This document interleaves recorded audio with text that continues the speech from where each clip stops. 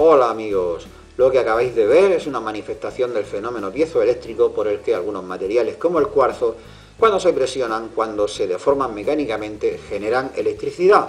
¿Me habéis visto flexionar este cuarzo, este zumbador basado en cuarzo, y se encendía el LED, aunque fuese a pulsos? Este fenómeno piezoeléctrico es reversible, es decir, si proporcionamos electricidad a un cristal de cuarzo, este se flexiona, se deforma mecánicamente. Y si esa electricidad es cambiante, si es alterna, el cristal va a vibrar. Fenómeno que se aprovecha precisamente en un componente electrónico que conocemos como cristal de cuarzo, que ha contribuido muchísimo a que la electrónica sea hoy día tan avanzada. Este tutorial 14 se lo vamos a dedicar a los cristales de cuarzo y viene bastante denso porque vamos a hacer dos circuitos. Uno, un comprobador de cristales de cuarzo, un comprobador casero como este, que funciona bastante bien, y un afinador electrónico para instrumentos musicales que nos da la nota La a 440 Hz, basándonos precisamente en la gran estabilidad que tienen los cristales de cuarzo a la hora de oscilar. Por supuesto vamos a ver también la materia propia de lo que es el tutorial en sí, más un rincón de la teoría. Vamos a ello.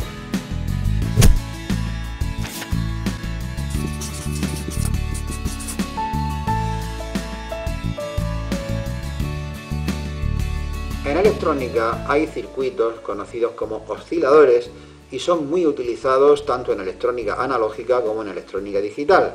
Lo lleva desde un equipo de hace 60 años como el último equipo que se diseñó ayer. Son circuitos, los osciladores, muy utilizados, como digo, en todo tipo de circuitos. Los hay de alta, de media, de baja frecuencia, con onda senoidal, triangular, cuadrada, rectangular, pero lo importante es que su función es producir una oscilación, una señal alterna. Y la frecuencia es una de las características fundamentales de un oscilador. ¿A qué frecuencia oscila? Pues bien, digamos que hay tres casos. Hay ocasiones en que un oscilador debe de variar su frecuencia, otras ocasiones en que es indiferente, no importa si varía un poco o no, y otro buen número de ocasiones en que debe de ser lo más estable posible, y aquí tenemos el problema. Antes de la aparición del cristal de cuarzo, este cometido de la estabilidad se confiaba a lo que se conoce como un circuito LC, es decir, una bobina y un condensador que están sintonizados a una frecuencia para resonar a esa frecuencia, pero esto no era muy estable. Esos circuitos podían derivar en frecuencia hacia arriba o hacia abajo. Por ejemplo, en la radio de principios del siglo pasado era muy común que las emisoras variasen su frecuencia hasta el punto de invadir el espacio radiofónico de otras emisoras. Todo esto se acabó con la aparición de los cristales de cuarzo, que proporcionan a los osciladores una frecuencia tan exacta que, por ejemplo, un reloj basado en cuarzo se adelanta o se retrasa un segundo en 30 años.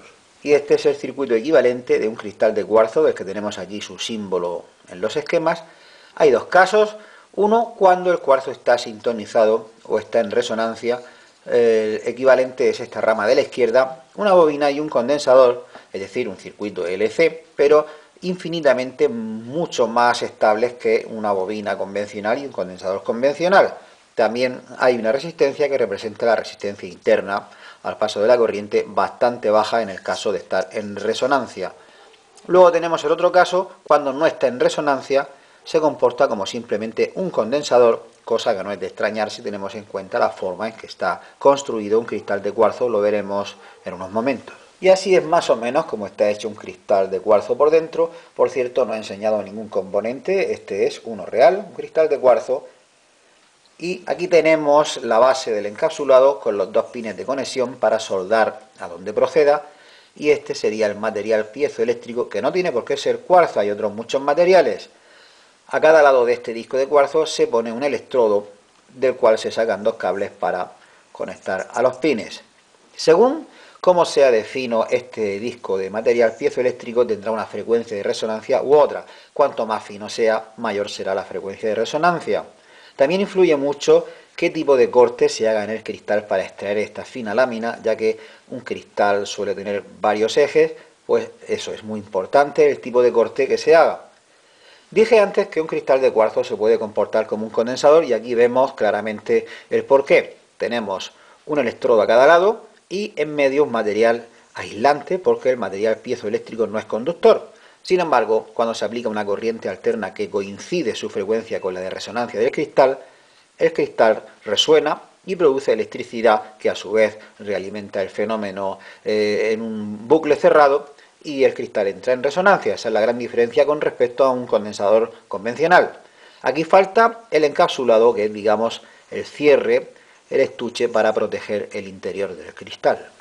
A menudo solemos escuchar distintos nombres para referirse a estos componentes: resonadores, filtros cerámicos, cristales de cuarzo, osciladores de cuarzo. ¿Son en realidad estos distintos nombres un mismo componente? Casi, pero no. Y esta es la familia de los cristales de cuarzo. Tenemos por un lado los resonadores y por otro lado los cristales de cuarzo en perfil alto y en perfil bajo, pero estos dos son básicamente lo mismo. Las similitudes entre resonadores y cristales de cuarzo son: una, que no son capaces de producir una oscilación por sí mismos, necesitan formar parte de un oscilador. La segunda similitud es que todos tienen dos terminales, dos patillas. Y la tercera es que ninguno tiene polaridad, se pueden conectar de una o de la otra forma indistintamente.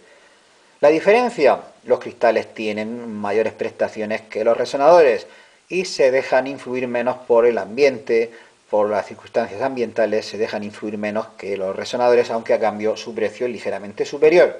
Caso aparte son los osciladores a cuarzo, que son auténticos circuitos. Estos sí que pueden generar una señal alterna, una oscilación sin necesidad de masa electrónica, excepto la que ellos mismos llevan en su interior.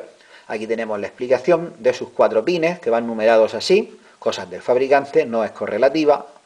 Y tenemos que la patilla 1, si se deja al aire o se conecta positivo, funciona, y si se conecta negativo, no consume, digamos que es una especie de modo ahorro. La patilla 7 va a tierra, a masa, a negativo, la 14 al positivo y la 8 es la salida de señal del oscilador. ¿Y qué parámetros tiene un cristal de cuarzo? Pues solamente uno: su frecuencia de resonancia, que viene además claramente expresada en su encapsulado, a diferencia de otros componentes, por ejemplo las resistencias, que para ir a comprar una necesitas tener claras 3 cosas: tipo de resistencia, valor óhmico y potencia a disipar. Aquí la cosa es mucho más sencilla, solamente su frecuencia de resonancia. Por supuesto, un cristal de cuarzo tiene muchísimos parámetros físicos, de envejecimiento, de estabilidad, pero a la hora de ir a comprar un componente, me refiero, solamente necesitas su frecuencia. Para los cristales de cuarzo no hay muchos símbolos, la lista es bastante escueta. Tenemos 4 grupos y en el primero de ellos los genéricos. De estos 4, el que más os vais a encontrar con diferencia es este primero. A continuación tenemos los de 2 contactos, este central y estos dos, cada uno para un circuito distinto. También tenemos los que tienen 2 frecuencias independientes, es decir, realmente son 2 cristales en uno, por eso tienen 3 terminales. Y para terminar, los resonadores. La pregunta que nos podemos hacer es: ¿hay cristales para todas las frecuencias? Lógicamente no, es imposible, porque se fabrican cristales desde unos pocos kilohercios hasta varios centenares de megahercios. Imaginaos, por ejemplo, de 1 megahercio a 2 megahercios, si queremos una precisión de un salto de 1 hercio en 1 hercio, habría 1.000.000 de valores, y eso sin contar con el resto de frecuencias que quedan. Ningún fabricante podría hacer frente a semejante variedad de productos, así que lo que hay es una lista normalizada de unas pocas decenas de valores, que por cierto os pongo en el blog esa lista de valores normalizados. Y entonces viene la pregunta: ¿qué podemos hacer si queremos un oscilador con una frecuencia que no tiene ningún cristal? Pues tenemos 2 recursos. El primero es utilizar lo que se conoce como sobretonos, que no es exactamente igual que un armónico. Un armónico es una frecuencia exacto, múltiplo de una dada, mientras que un sobretono es parecida, y esto es debido a imperfecciones en los cristales que impiden utilizar los armónicos, pero bueno, es un recurso. Y el segundo, mejor de todos, es usar circuitos conocidos como divisores o multiplicadores de frecuencia. Normalmente se usan los divisores. Son circuitos integrados que son simples contadores. Toman la frecuencia del oscilador y van contando, y cada X impulsos devuelven 1. Los hay que son fijos, es decir, dividen por un número determinado, y los hay que son programables, pero no al estilo de las PIC mediante software, sino mediante cableado, poniendo diodos en un pin o en el otro, y nos permiten dividir por un número concreto. De hecho, vamos a hacer un circuito a continuación. Bueno, lo vamos a ver por encima porque será objeto de un vídeo en la serie de circuitos útiles, y es un afinador para instrumentos musicales que nos da la nota La a 440 Hz. Si vamos a la lista, vemos que no hay cristales de 440 Hz. ¿Qué vamos a hacer? Pues un oscilador de 1 MHz y usaremos un divisor de frecuencia en un factor de 2273, que si dividís 1.000.000 entre 2273 veréis que da 440 Hz y con eso conseguimos la frecuencia deseada. Y en cuanto a los usos y aplicaciones de los cristales de cuarzo, debe de estar claro ya para qué sirven, a diferencia de otros componentes que pueden tener muchos usos. Por ejemplo, una humilde resistencia puede servir para bastantes cosas distintas. Una resistencia puede provocar una caída de tensión, puede limitar una intensidad, puede servir como elemento de sacrificio para proteger algún circuito, así un poco en plan fusible. Puede servir como elemento calefactor, es decir, una resistencia puede hacer muchas cosas. Un cristal de cuarzo, en cambio, solo hace una, que es hacer que un oscilador trabaje a una frecuencia exacta, aunque eso sí, ese único cometido lo hace bastante bien. Como ejemplo práctico de circuito utilizando cristales de cuarzo, vamos a hacer un afinador para instrumentos musicales que nos da la nota La a 440 Hz exactamente. Sin embargo, aquí no voy a desarrollar todo el montaje porque vamos a hacer ahora después también un comprobador de cristales y entre los dos circuitos más el tutorial nos vamos a 2 horas. Así que este circuito lo vamos a desarrollar en la serie Circuitos Útiles en un vídeo exprofeso para él solo. Aquí vamos a ver por encima cómo va este circuito. Y aquí tenemos el diagrama en bloques del afinador electrónico de instrumentos musicales. Comenzamos con el oscilador a 1 MHz, con un resonador de 1 MHz, aplicamos la señal de salida al divisor de frecuencia, que lo vamos a programar en un factor de 2273, y digo programar poniendo diodos en determinados sitios, no en plan software. Y si dividimos 1.000.000 entre 2273 veremos que nos da 439,91, es decir, por 0,1 hercio, prácticamente 440, una diferencia de frecuencia tan pequeña, yo creo que no la va a notar ni un director de orquesta. Y de este divisor de frecuencia, la salida la aplicamos a un pequeño amplificador de baja frecuencia y de ahí al altavoz que nos va a emitir el sonido para afinar el instrumento. Y aquí tenemos el circuito del diapasón o afinador electrónico en el protoboard. Los componentes ahora están bastante separados, pero después los juntaremos mucho más en el circuito definitivo para ocupar menos espacio y hacer un circuito más pequeño. En primer lugar tenemos este integrado que es el oscilador, junto con un resonador, no es un cristal, pero viene a ser prácticamente lo mismo, un resonador de 1 MHz, y esa señal es llevada a este circuito integrado que es un divisor de frecuencia que yo he configurado con estos diodos para que divida por 2273. Si dividimos 1.000.000 entre 2273 veremos que nos da 440 prácticamente, y esa señal es enviada ya a un pequeño amplificador de baja frecuencia a cargo de 2 transistores BC550 de los más normalitos, y de aquí al altavoz. Vamos a poner esto en marcha, ya está el negativo conectado, positivo, y esto que vais a escuchar son 440 Hz en la nota La. Si queréis podéis poner en otra ventana de vídeo o otro vídeo de YouTube donde pongáis en la búsqueda diapasón. Veréis que salen varios vídeos con un sonido de fondo que es precisamente la nota La. Pues bien, veréis que este sonido y el de esos vídeos puede que sean distintos en cuanto a timbre en el sonido, en cuanto a color del sonido, pero el tono veréis que es exactamente el mismo, la nota La.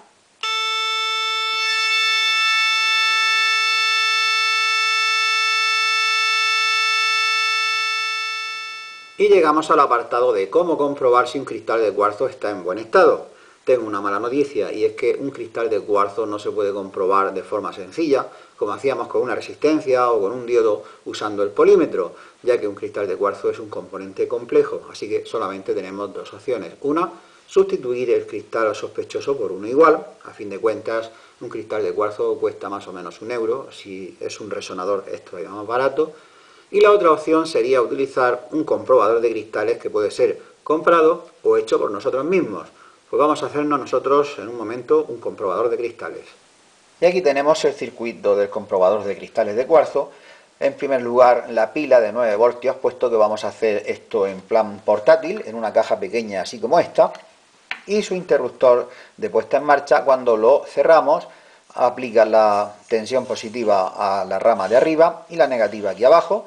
Lo primero que nos encontramos es un diodo LED simplemente para señalizar que la pila está en buen estado.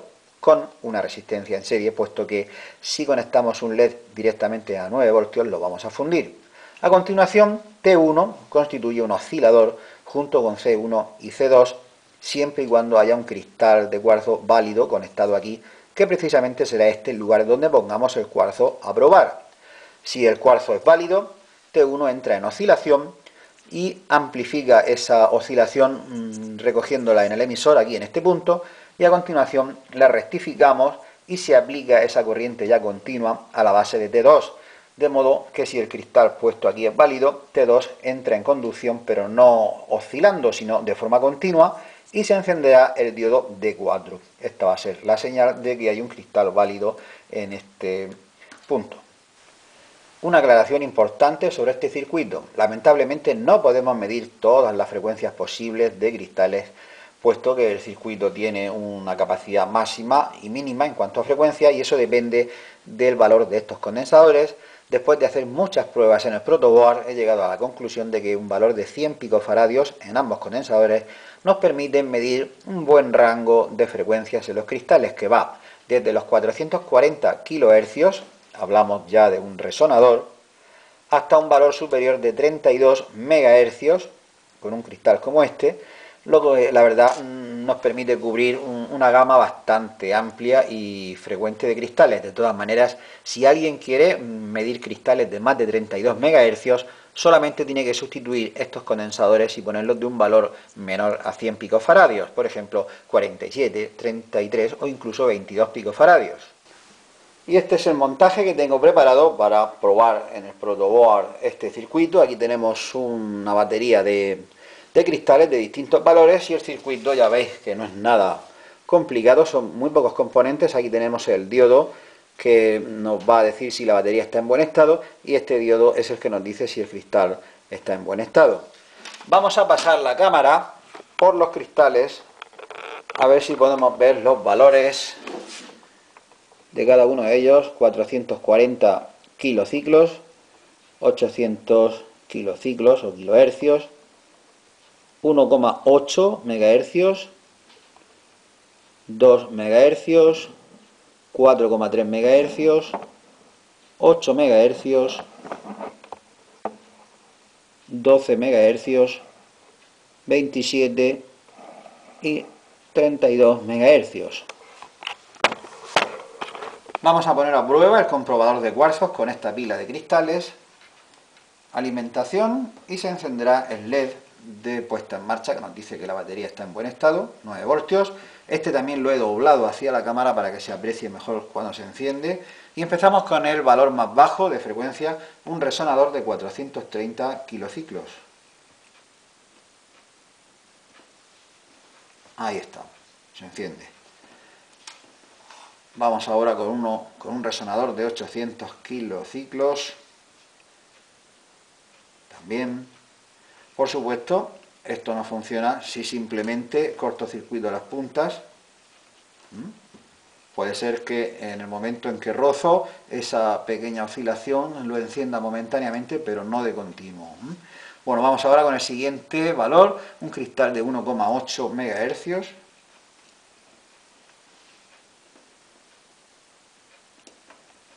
También nos da bueno, Ahora un valor de 2 MHz.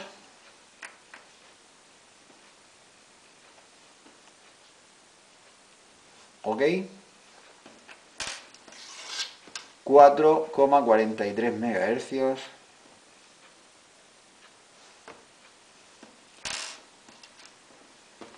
Este es de 8 MHz.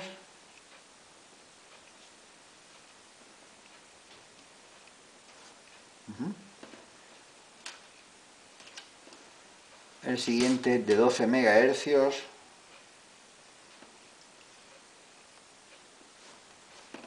Está en corto. Ahora. Este era de 12 MHz. Ahora vamos a por uno de 27 MHz. Y el siguiente y último es el de 32 MHz. Ya no mediría más, una frecuencia más elevada no la mediría, ya lo dije, depende de los valores de los condensadores C1 y C2. Bueno, también funciona. Ahora vamos a ver que esto no funciona poniéndole cualquier cosa. Vamos a poner, por ejemplo, una resistencia y veremos que no luce. Lo hará, como dije, así cuando hacemos contacto momentáneamente, pero una vez conectada no luce. Ahora probamos con un diodo.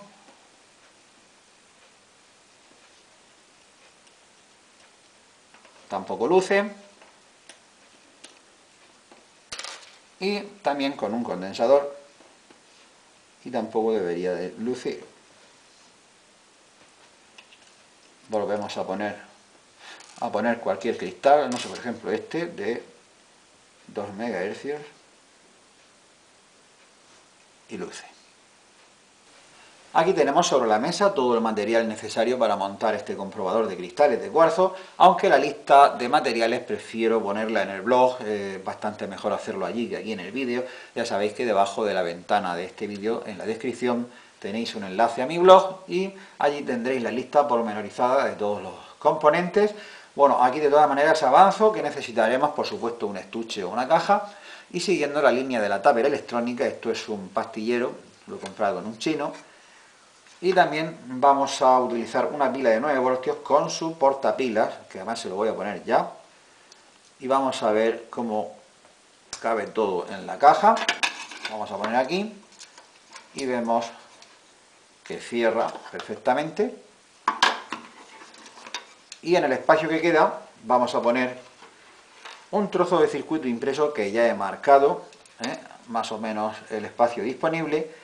Y también he marcado, aparte del corte, la posición de 2 taladros, uno ya viene hecho de fábrica, para fijar la placa de circuito impreso a la caja. Recordad que los agujeros que ya lleva el circuito impreso ayudan bastante a que el corte sea recto. Yo lo voy a cortar con una segueta de marquetería. Bueno, y también vamos a necesitar 3 tornillos, porque no vamos a poner 4, uno en cada esquina, sino 1, 2 y 3, será suficiente.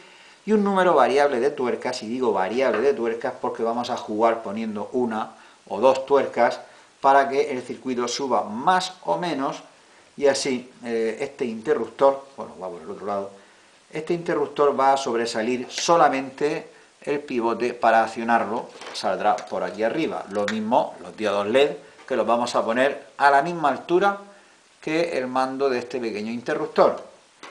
Vamos a necesitar también, bueno, por supuesto, todos estos componentes que veréis en la lista detallada de materiales.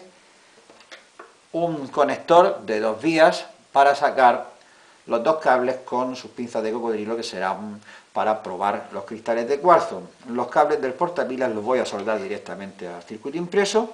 Y bueno, ¿qué más necesitamos? Voy a poner 4 patas adhesivas en la parte de abajo de la caja, para evitar que los tornillos, la cabeza de los tornillos, rayen la mesa, y además así esto tendrá un buen asiento. Bueno, de momento vamos a cortar el circuito impreso y hacer los 2 agujeros aquí. He quitado esta parte del estuche porque ahora no me hace falta, solo va a dar la tabarra, y voy a poner la placa que ya está cortada y con sus taladros más o menos en su posición, y voy a marcar los taladros donde quiero hacerlos para taladrar la caja. Esta posición está bien, así está bien. Y marcamos.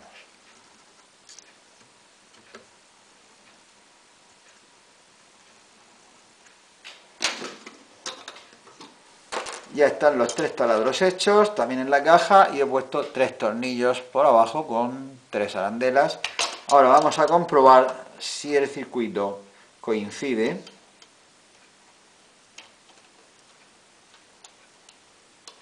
Perfecto.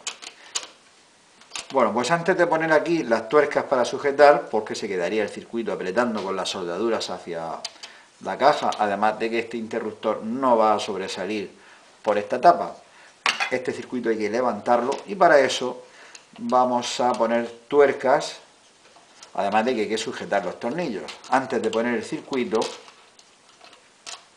hay que poner aquí también arandela y una tuerca, o mejor 2, en cada tornillo para levantar el circuito. De momento voy a poner 2, luego ya veremos si ponemos o quitamos para ponerlo a la altura justa. Y una segunda tuerca, y así con los 3 tornillos. Bueno, esto de momento lo voy a aparcar y vamos a empezar a pasar componentes desde el protoboard a la placa de circuito impreso, con la precaución de no invadir con componentes los taladros, puesto que allí irá una tuerca y una arandela. Vamos a dejar espacio alrededor. Vamos a seguir un orden lógico, por ejemplo, voy a trazar un puente de aquí a aquí para hacer la línea positiva, ya que van varios componentes conectados, y otro puente de alambre aquí abajo para hacer la línea negativa, que van un montón de conexiones a ella, y el interruptor que va aquí, pues lo voy a poner también aquí, así. Esta puede ser una buena ubicación en el centro. Este interruptor en realidad son 2 conmutadores, por lo tanto hay que averiguar con el polímetro cuál es la pareja de patillas que se conectan al pulsar y se desconectan al pulsar de nuevo. Con el polímetro lo podemos determinar. Bueno, ahora vamos a poner el diodo verde, el diodo LED, del positivo hacia abajo. Pues bueno, lo quito del protoboard y lo pongo más o menos por aquí. En fin, se trata de ir poniendo los componentes más o menos en un orden lógico, así. Ya iremos poniendo después la altura correcta. Y la resistencia de 680 ohmios, R1, que es esta, pues más o menos la vamos a poner aquí abajo. En fin, pues vamos a ir poniendo componentes siguiendo un orden lógico. Bien, el circuito ya está terminado, todos sus componentes soldados, incluso he puesto las pinzas de prueba y el portapilas para la pila de 9 voltios. Estos son los componentes ya en su sitio, y este es el lado de las soldaduras. En algunas ocasiones he hecho puentes de alambre, por ejemplo para el positivo y el negativo, esas 2 líneas son un alambre, es muy cómodo. Otras veces he tirado un puente de cable, y cuando he podido he aprovechado el propio terminal de los componentes para llevar al punto de soldadura, lo que te ahorra poner puentes ni de alambre ni de cable. Muy importante la altura de los diodos LED, que como veis coincide más o menos con el pulsador del interruptor, para que así asomen un poco a través de la caja y se puedan ver. Bueno, vamos a probar antes de montarlo en su caja. Conectamos la pila y damos al interruptor de puesta en marcha, se enciende el LED, correcto. Vamos a medir unos cuantos cristales. Por ejemplo, este es de 12 MHz.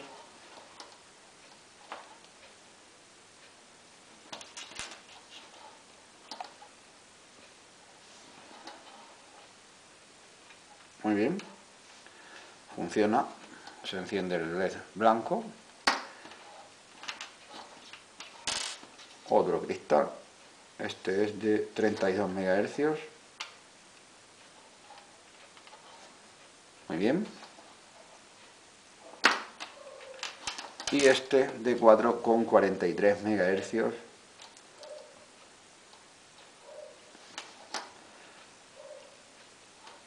También funciona. Pues ya colocado el circuito en su sitio, lo he presionado bien, todavía no están puestas las tuercas, pero bueno, este es su sitio.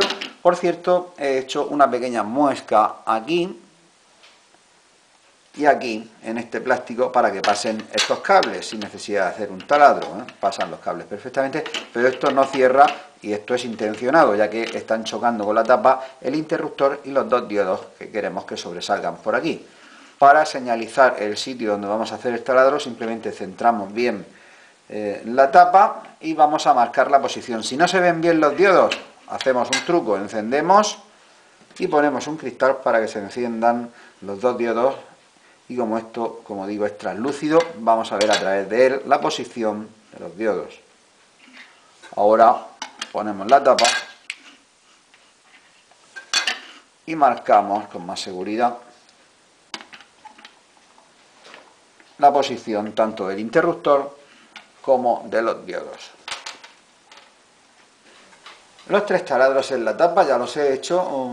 Siempre aconsejo, cuando se hacen taladros en este tipo de material o en un tupper, no usar directamente una broca como en este caso de 5 milímetros, porque vamos a romper, vamos a rajar el plástico. Siempre hay que empezar con un taladro mucho más pequeño. Esta broca es de 1,5, de 1,5 milímetros, y una vez hecho un taladro pequeño, sobre él hacemos el grande. Vale, pues vamos a poner esto a ver qué tal cae. Perfecto, mira, caen los dos diodos y el interruptor. Sin embargo, a pesar de cerrarlo completamente, el interruptor sí que acciona, pero no se queda, es decir, necesita entrar un poco más. ¿La solución? Pues vamos a poner, en lugar de 2 tuercas, como pusimos aquí, pusimos 2 tuercas aquí, vamos a poner 3, con lo cual se va a levantar pues unos 3 milímetros más, que es justo lo que necesitamos. Ahora sí que ya está todo esto terminado. Los taladros han tenido cambios. En lugar de ser de 5 milímetros de diámetro, he cambiado la broca a 6 milímetros para que todo entre mejor.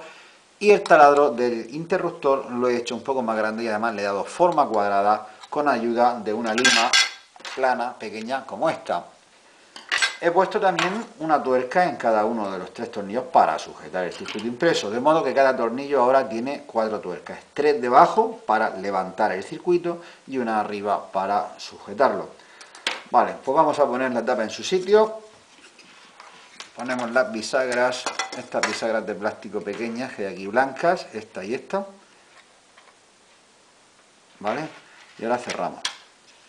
No, se ha salido.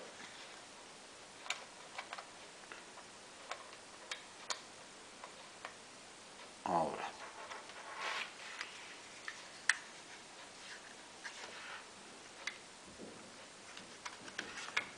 Muy bien. Y enciende y apaga, no se traba, el interruptor va bien.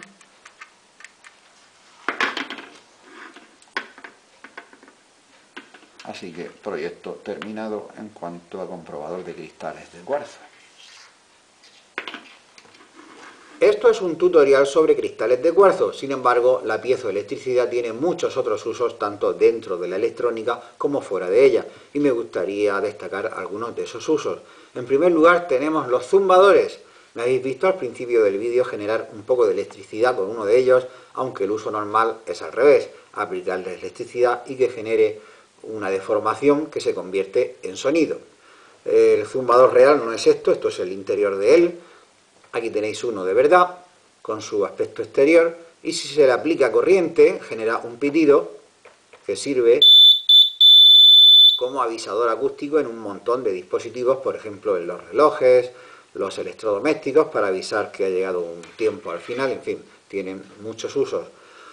Otra aplicación de la piezoelectricidad es en las sondas o el sonar de un barco, y no solamente en los grandes buques, ya lo llevan incluso los pequeños barcos de recreo. Hay versiones de bolsillo, portátiles, que te presentan no solamente la profundidad en formato numérico, sino en una pantalla el perfil del fondo según el barco se va desplazando, también la naturaleza del fondo, si es de roca, si es de arena, si es de algas, y llevan alarmas, por ejemplo, de fondo mínimo para evitar el riesgo de varada. Más usos de la piezoelectricidad, estos conocidos encendedores, que cuando se aprieta el pulsador golpea un cuarzo y esto genera una chispa con fuerza suficiente como para inflamar el gas.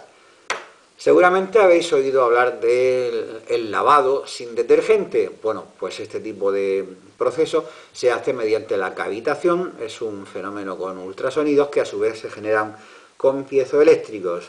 También en automoción hay marcas que han desarrollado inyectores piezoeléctricos que parecen ser el último grito. En fin, este fenómeno tiene muchas aplicaciones. Con esto llegamos al final del tutorial y es el momento del rincón de la teoría que vamos a dedicar al efecto termoiónico o efecto Edison.